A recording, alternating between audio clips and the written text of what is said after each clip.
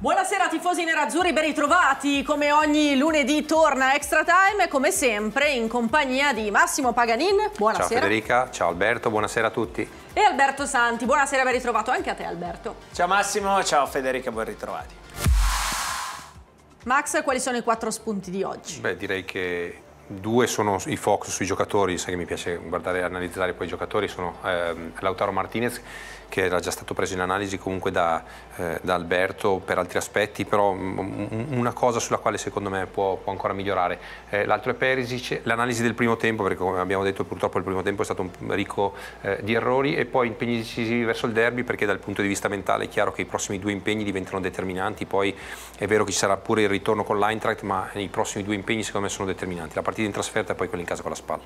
Partiamo dal primo, sulle spalle del Toro, Lautaro. Sì, perché sta facendo bene, sta crescendo in maniera esponenziale, si sta assumendo delle responsabilità. Direi che in certi atteggiamenti, in certi movimenti mi ricorda molto Icardi, perché è molto bravo ad attaccare il primo palo e quindi a mettere in difficoltà gli avversari. Qui è una fase di costruzione comunque forse era la palla, eccolo qua, sì, esatto. Qui vedi, eccolo qua. Ho fermato per quale motivo? Perché qui c'è la fase di costruzione di gioco. In questo momento e in questa situazione la punta dovrebbe andare sul centrale difensivo di parte. Quando la squadra avversaria gioca con 4 difensori dovrebbe andare sul centrale di parte, proprio per impedirgli di uscire, perché lì è Ceppitelli che toglie la palla a Brozovic nella fase di costruzione. È un dettaglio, è una piccola cosa, è chiaro che si percepisce, magari sono riuscito ad analizzarla, a vederla perché ho giocato a calcio tanto tempo, però lì è importante proprio che lui possa togliere quello spazio all'avversario, impedendogli di anticipare la giocata e quindi dare la possibilità della costruzione del gioco. L'altro invece è il gran movimento che lui fa, come dicevo, ricordi Icardi, fa finta di andare sul secondo palo. Qui la palla di Asamoah è leggermente più alta di quello che avrebbe dovuto essere, lui aveva trovato comunque il tempo all'avversario, sarebbe stato pronto ad impattare come spesso ha fatto sul primo palo, quindi andando a colpire la palla così come ha fatto nel gol. Le occasioni nate da Perisic. Sì, sono 2 assist al lato pratico e lui ha fatto nello stesso identico modo, partendo sempre da sinistra, andando sul suo piede che ormai destro-sinistro lui non fa difetto, è molto bravo però a spostarsela sul sinistro ed andare ad attaccare, a mettere questa palla sul primo palo che i compagni ormai sanno, conoscono e identificano, e quindi vanno ad attaccare il primo palo. Qui vediamo il pallone nel primo tempo. Lui ha la possibilità di mettere questa palla che va attaccata da Lautaro Martinez sul primo palo, la tocca con la punta del piede e poi è molto bravo Meret comunque ad anticipare, vedi, riesce a spostarsi la palla, ad anticipare la giocata dell'avversario e mette il pallone, qui forse l'avversario l'ha toccata Martinez e poi è Pisacane che tocca la palla verso la propria porta. Quindi di nuovo nel secondo tempo questa palla che lui riceve sull'esterno, ancora di prima intenzione sempre sul primo palo, e qui è Vecino in questo caso che va ad attaccare proprio il primo palo. Sanno che mette questa palla dietro la linea difensiva in quel modo, e i compagni ovviamente, anche se lui non ha fatto a mio modo di vedere una grandissima partita contro il Cagliari, però c'è sempre e dà sempre l'opportunità ai compagni di trovarsi in zona gol. Questo è importante perché è chiaro che il suo percorso di crescita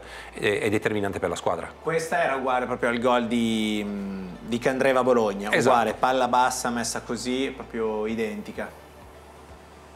Sì, il terzo punto è l'analisi del primo tempo. Abbiamo visto, ho detto che sono stati persi tantissimi palloni, ne ho contati almeno 16 di palloni determinanti nella fase di costruzione del gioco. Questa è una palla che parte da dietro, qui Nainggolan ha la possibilità di dare la palla in profondità a Vecino. Vedi, questa sarebbe stata una palla determinante perché Vecino sarebbe andato oltre la linea dei difensori a mettere la palla all'interno dell'area di rigore. È un errore, è un dettaglio piccolo ma che fa tutta la differenza del mondo nel momento in cui devi costruire l'azione e mettere in difficoltà la squadra avversaria. Quindi nella fase di costruzione del gioco, vediamo, perché da qui nasce la punizione poi che porterà il gol.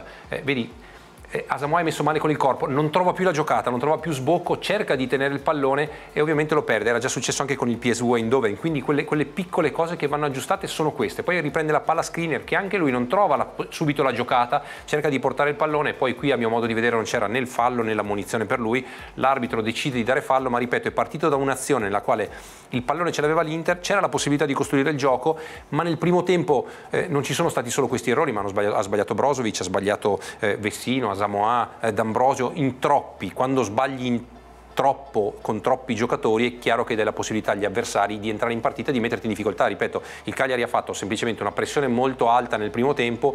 Uscire da una pressione alta è chiaro che ti porta un vantaggio, se non riesci a farlo vai in difficoltà perché gli avversari recuperano il pallone nella tua tre quarti, quindi sono pronti ad andare in porta. Chiudiamo con l'ultimo spunto che riguarda il calendario di questo mese di marzo. Sì, riguarda il calendario.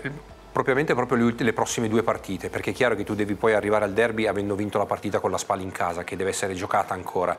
È chiaro che se andiamo a vedere i singoli, ho prese le 2 squadre nel momento attuale, l'Inter sta sicuramente meglio della Spal, però non è una partita semplice, non è una partita facile, perché arriverà dopo la partita di Coppa nella quale sicuramente la squadra spenderà molte energie dal punto di vista proprio nervoso, e in questo momento tra l'altro i ricambi non sono così tanti, soprattutto nella zona davanti, e quindi c'è la necessità ovviamente di approcciarle nel giusto modo. La convinzione e l'aspetto mentale a questo punto della stagione fa una differenza enorme, per poi non ritrovarti a non avere quei punti necessari che ti consentono di andare in Champions League o di giocarti gli scontri diretti, perché ricordiamo che l'Inter c'ha il Milan, ma c'è anche l'Atalanta, c'ha la Roma e c'ha la Lazio, tutte e 3 in casa, e quindi è importante e determinante arrivare a quegli incontri con dei punti di vantaggio, con una certa tranquillità dal punto di vista mentale, non tanto dei punti ma mentale.